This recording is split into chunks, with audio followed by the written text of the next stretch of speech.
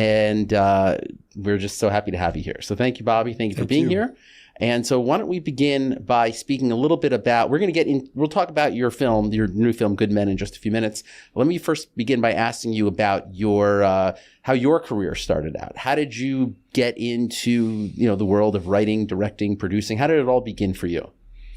Well, I think it started by being lost as a young man and not knowing what I wanted to do with my life, and trying many majors and finally going to film school. And I went to USC, and I found that I really enjoyed film editing.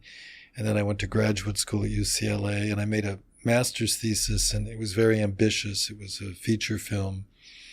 And in those days, there wasn't such a woke culture that I made a film with an all-black cast and people accepted it. I don't know if you could do that easily today. Mm.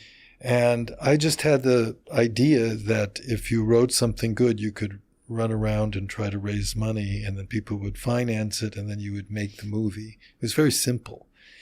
And I think a lot of it was the time, and maybe some of it was me, that it worked. And so for the first 10 years of my filmmaking career, that's what I did.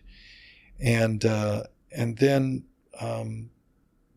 there was a successful movie called Heartbreakers that I made for Orion.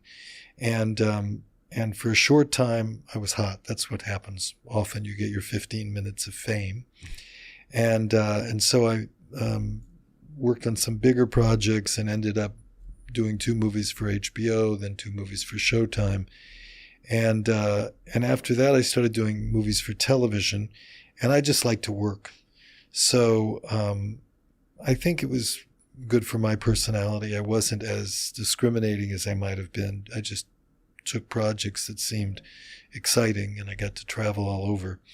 And but eventually what happens is that the different markets dried up, and this happens, I think, even today.